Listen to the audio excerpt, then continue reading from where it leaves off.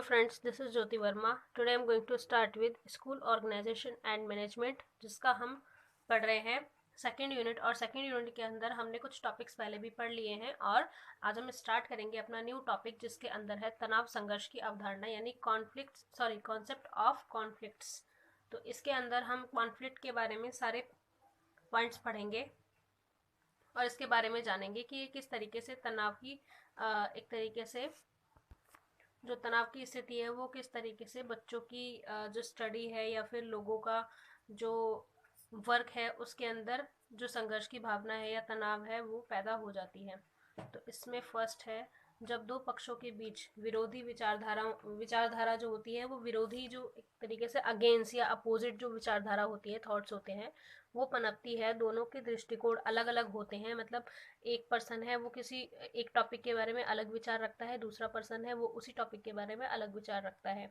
तो उन दोनों के अगर विचार अलग अलग हैं तो कौन सी भावना पैदा होती है, कौन सी विचारधारा? विरोध की। और विरोध से क्या होता है? तनाव होता है। दोनों की दृष्टिकोण जो होते हैं, देखने का नज़रिया जो होता है वो अलग अलग होता है और दोनों के हित भी अलग अलग होते हैं। तो ऐसी स्थिति में टकराव की संभावना बढ़ जाती है। यह टकराव स्थिति ही संघर्ष अथवा तनाव है। मतलब अगर दो लोगों के पर्सपेक्टिव, दो लोगों की विचारधाराएं, दो लोगों के थॉट्स किसी एक बात को लेकर अलग हैं, तो इसके बीच अगर टकराव की कोई भावना ऐसी उत्पन्न होती है, टकराव होता है, तो उससे क्या होता है? तनाव या संघर्ष या कॉन्फ्लिक्ट हम जिसे बोलते हैं, स्ट्रेस हो जाता है। आगे है, अतः वैचारिक भिन्नता, विजय की कामना, पारस्परिक ईर्ष्या और द्वेष की भावना से संघर्ष या तनाव उत्पन्न होता है। मतलब किस किस से? वैचारिक, मतलब विचार में अगर भिन्नता है, विचार अलग अलग है लोगों के। विजय की कामना, अगर आप जीत की कामना कर रहे हैं। पारस्परिक ईर्ष्या या द्वेष, मतलब अगर आपको किसी से जेलसी है या किसी बात से आप किसी से द्वेष रख रहे हैं, ईर्ष्या रख रहे हैं, ऐसी भावनाओं से क्या होता है? तनाव की एक स्थिति जो होती है वो उत्पन्न हो जाती है। नेक्स्ट देखेंगे, ऑस्टिन डेविड एल के अनुसार इसकी क्या परिभाषा है? दो या दो से अधिक व्यक्तियों या समूहों के मध्य परस्पर समझौता ना होना ही संघर्ष है। मतलब आपस में समझौता ना होना ही क्या है? संघर्ष है। क्योंकि प्रत्येक व्यक्ति या व्यक्तियों का समूह अपने उद्देश्यों या विचारों की दूसरों से स्वीकृति चाहता है। नेक्स्ट है, डी आर टैगाटल के अनुसार संघर्ष एक प्रकार का व्यवहार है जो तब घटित होता है जब एक या अधिक पक्षकार जो होते हैं वो विरोधी हों। मतलब एक दूसरे पक्ष में से बोल रहा हो और एक दूसरे पक्ष से बोल रहा हो, तो ये आपस में विरोधी हों, जो दूसरे व्यक्ति या समूह के साथ अंतरक्रिया या निराशाजनक संबंधों का परिणाम है। तो ये दो परिभाषाएं हमने देखी। Sorry for misprint. नेक्स्ट हम देखेंगे तनाव अथवा संघर्ष के विभिन्न रूप। मतलब जो तनाव है या संघर्ष है उसके क्या क्या रूप हैं। सबसे पहला रूप है इसमें पारस्परिक संघर्ष। तो इसके अंदर क्या है? इंटरपर्सनल कॉन्फ्लिक्ट, जो आंतरिक रूप से पारस्परिक रूप से होता है। इसमें क्या है? यह संघर्ष समान स्तर के कर्मचारियों के मध्य उत्पन्न होता है। मतलब जो आपस में, मतलब मान लीजिए आपका एक ऑफिस है और वहाँ पर समान रूप से जो कर्मचारी हैं, जो एक ही सेम काम कर रहे हैं, सेम सैलरी ले रहे हैं, उनके बीच आपस में क्या होता है? एक ही लेवल होता है बेसिकली उनका, कि वो मान लो आप टीचर हैं तो वो भी टीचर ही है। तो आपस में क्या होगा? अगर इनके बीच में कोई भी कॉन्फ्लिक्ट है तो ये किससे पैदा होगा? कि आपकी अलग अलग विचारधाराएं हैं किसी भी एक बात को लेकर। यह संघर्ष समान स्तर के कर्मचारियों के मध्य उत्पन्न होता है अथवा अधिकारी और अधीनस्थ के मध्य और असमान स्तर पर कार्यरत कर्मचारियों के मध्य उत्पन्न होता है। इसके अनेक कारण हो सकते हैं, जैसे आत्मसम्मान को ठेस पहुंचना, भावनाएं आहत होना, विश्वासघात होना, विचारधारा या परंपराएं विरोधी होना आदि। तो ये सारी इसकी एक तरीके से कारण है। सेकंड हम देखेंगे इसके अंदर अंतर्मन में संघर्ष, यानी कॉन्फ्लिक्ट इन इंटरनल माइंड। इसमें क्या है? जब व्यक्ति को लक्ष्यों, धारणाओं, आकांक्षाओं के विपरीत कार्य करना होता है तो अंतर्मन में तनाव उत्पन्न होने लगता है। जैसे व्यक्ति को उसके पद और भूमिका के अनुरूप अधिकार न मिलना, या फिर व्यक्ति की रुचि के अनुसार दायित्व या भूमिका का न मिलना, या फिर लक्ष्य प्राप्ति में बाधा आना। अर्थात अलग दृष्टिकोण नकारात्मक दृष्टिकोण के चयन की स्थिति में मन में, जो ऐसी स्थिति है उसमें मन में तनाव उत्पन्न हो जाता है जो उसकी कार्य क्षमता को प्रभावित करता है। थर्ड है हमारा इसके अंदर व्यक्ति और समूह में तनाव यानी conflict between individual and groups. संघर्ष अथवा तनाव का यह रूप व्यक्ति और समूह के बीच होता है। व्यक्ति जब समूह के नियम, आदर्श, परंपराएं, शर्तें आदि से संतुष्ट नहीं होता तब यह स्थिति उत्पन्न हो जाती है। फोर्थ है इसमें दो दलों के मध्य संघर्ष या तनाव यानी कॉन्फ्लिक्ट बिटवीन टू ग्रुप्स। इसमें क्या है, जब दो दलों के बीच यह विचार नहीं होता, मतभेद उत्पन्न हो जाता है, तब तनाव की स्थिति उत्पन्न हो जाती है। जैसे अधिकार प्राप्ति के लिए तनाव, समूहों के सिद्धांत, आदर्श परंपराएं अलग अलग होना, विभिन्न जो कार्यशैलियां होती हैं उसके द्वारा हो सकता है, कर्मचारी संघ और प्रबंध के हितों में टकराव होना आदि। तो ये सारे जो पॉइंट्स हैं वो एक तनाव को, जो दो दलों के बीच तनाव होता है, दो पार्टीज हैं उन दोनों के बीच में अगर कोई तनाव हो रहा है तो उसके कारण है।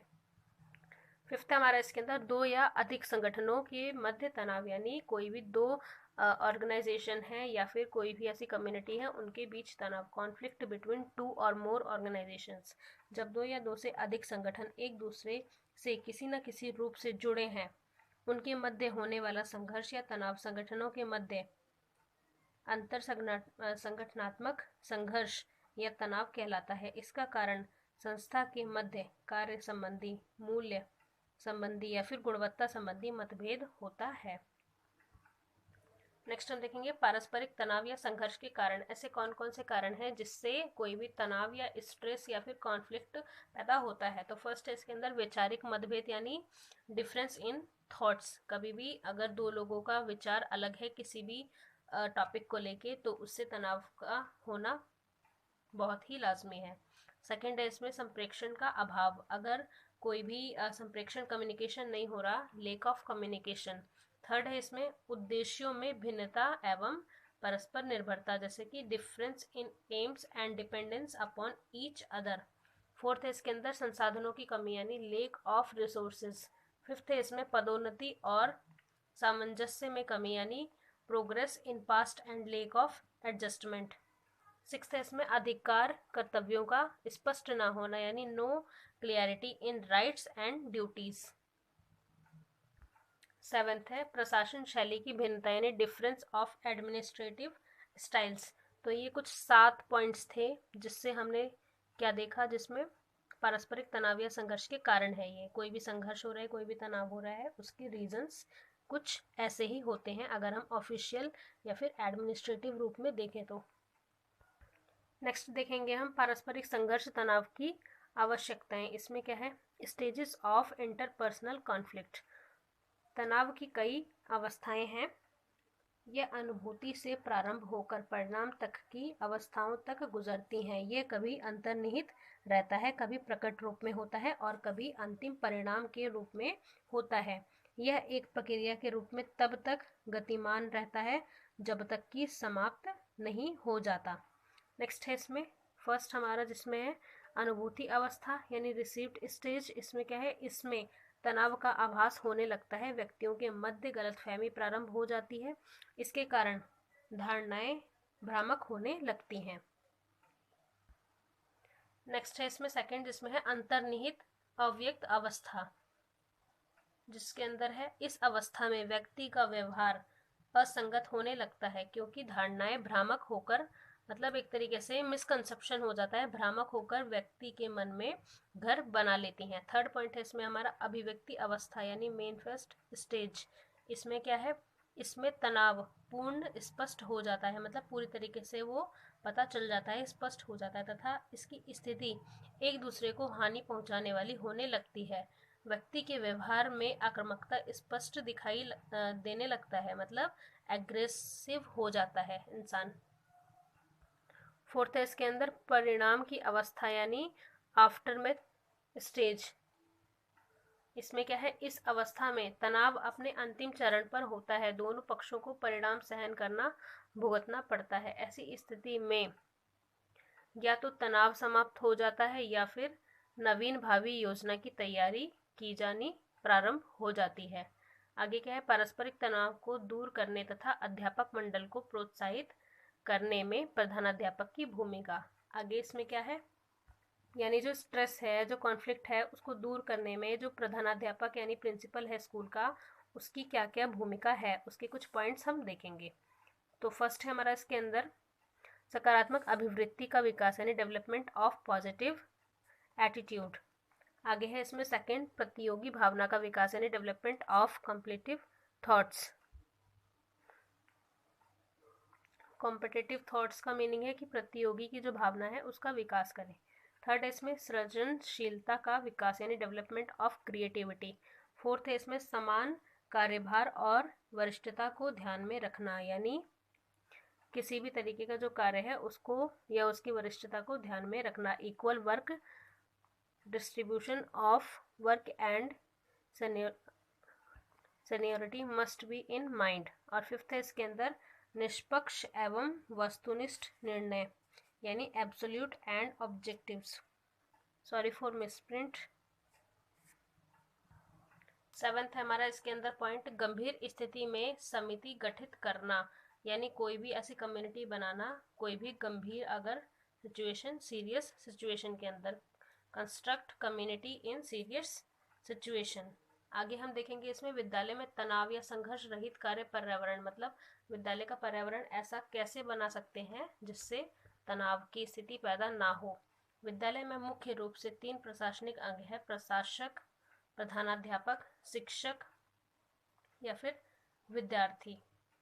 इस प्रकार संबंधों की दृष्टि से 3 संबंध बनते हैं। आगे है इसके अंदर फर्स्ट प्रशासन विद्यार्थी संबंध, प्रशासन शिक्षक संबंध या फिर प्रशासक समुदाय संबंध, यानी प्रशासक जो एडमिनिस्ट्रेटर है, एडमिनिस्ट्रेशन है, उससे स्टूडेंट का जो रिलेशन होता है, प्रशासक से ही जो टीचर का होता है यानी एडमिनिस्ट्रेशन से टीचर का संबंध रिलेशन, या थर्ड प्रशासक से ही एडमिनिस्ट्रेशन से ही समुदाय यानी कम्युनिटी का रिलेशन। फर्स्ट है इसके अंदर हमारा प्रशासक प्रधानाध्यापक तथा विद्यार्थी संबंध। इसमें क्या है, प्रशासक विद्यार्थियों के सीधे संपर्क में नहीं आते, परंतु प्रधानाध्यापक जहां भी जैसे भी कार्य करते हैं उनका प्रभाव विद्यार्थियों के मस्तिष्क पर अवश्य पड़ता है। यह छवि उतनी ही अधिक स्पष्ट होगी जितना अधिक प्रधानाध्यापक का विद्यार्थियों से संपर्क होगा। अधिकांश प्रशासनिक समस्याएं समाज में मानव समुदाय की समस्याएं हैं और ऐसी बहुत सी समस्याओं का निवारण निकट संपर्क से हो जाता है। आगे है इसके अंदर एक प्रधानाध्यापक का विद्यार्थियों के प्रति कथनी और करनी में अंतर नहीं होना चाहिए। ऐसा ना होने से विद्यार्थियों का विश्वास प्रधानाध्यापक के ऊपर उठ जाता है। संबंध सुदृढ़ बनाने के सुझाव, मतलब आपस में जो रिलेशन है उसको अच्छा बनाने के लिए क्या क्या सुझाव हैं, आगे हम ये देखेंगे। फर्स्ट है हमारा इसके अंदर किसी भी कार्यक्रम या नीति की सफलता अच्छे नंबरों पर निर्भर करती है, किंतु इसके विपरीत स्थिति में तनाव उत्पन्न हो जाता है। अतः प्रधानाध्यापक को चाहिए कि वह ऐसा पर्यावरण स्थापित करे जिससे अच्छे मानवीय संबंध बने। सेकंड है इसमें प्रधानाध्यापक को हर समाधान ऐसा खोजना चाहिए जो कभी बदले ना और सबके हित में हो।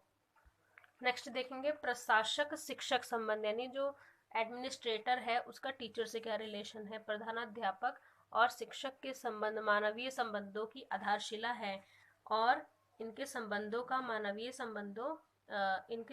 का प्रभाव पूर्ण विद्यालयों में देखा जा सकता है। प्रधानाध्यापक एक इंजीनियर होता है, उसे ऐसे संबंधों का निर्माण करना चाहिए जिससे संगठन में कार्य करने वाले व्यक्तियों की परस्पर समझ में वृद्धि हो और संगठन के विकास में अधिकाधिक सहयोग प्राप्त हो सके। आगे है इसके अंदर कॉस्टोफर के अनुसार प्रधानाध्यापक और शिक्षक के संबंध। फर्स्ट है हमारा इसके अंदर शिक्षकों के साथ पितृवत संबंध रखें। सेकंड है प्रधानाध्यापक जिसे नहीं चाहता शिक्षक भी उसे नहीं चाहते। थर्ड है प्रत्येक शिक्षक को उसकी अच्छाइयों से देखना चाहिए। फोर्थ है इसमें संभवतः उन प्रशासनिक कदमों को रोकना चाहिए जिसका व्यक्ति विरोध करते हों। फिफ्थ है इसमें, किसी शिक्षक कभी भी आम बैठक में आलोचना नहीं करनी चाहिए, मतलब किसी भी शिक्षक की किसी भी बैठक या मीटिंग में आलोचना यानी उसको क्रिटिसाइज नहीं करना चाहिए। सिक्स्थ है उसके अंदर, शिक्षकों से मिलने वाले समस्त अवसरों को विद्यालय की उन्नति व सृजन में लगाना चाहिए। सेवंथ है इसके अंदर हमारा, जब भी बैठक हो आनंद का माहौल होना चाहिए, मतलब वहाँ पर एक शांति पीसफुल माहौल होना चाहिए। एट्थ है इसमें, सामूहिक लक्ष्य प्राप्ति में व्यक्तिगत लाभों को छोड़ देना चाहिए। नाइन्थ है इसके अंदर हमारा, शिक्षकों को अधिक आनंद मिलना चाहिए, यही विशेष है। सो फ्रेंड्स, ये थी हमारी आज की वीडियो जिसमें हमने देखा कॉन्सेप्ट ऑफ कॉन्फ्लिक्ट यानी तनाव किस तरीके से पैदा होता है, किस तरीके से उसको दूर करना चाहिए, क्या रणनीतियाँ होनी चाहिए, प्रधानाध्यापक के क्या क्या तरीके होते हैं कॉन्फ्लिक्ट को विद्यालय से दूर करने के लिए, और किन किन तरीकों से हम विद्यालय में कॉन्फ्लिक्ट को दूर कर सकते हैं और एक सहयोग की भावना का निर्माण कर सकते हैं। तो फ्रेंड्स, आई होप आपको ये वीडियो पसंद आया होगा। Thank you so much for watching this video. मेरे चैनल को सब्सक्राइब करें, वीडियो को लाइक करें, शेयर करें एंड कमेंट करें।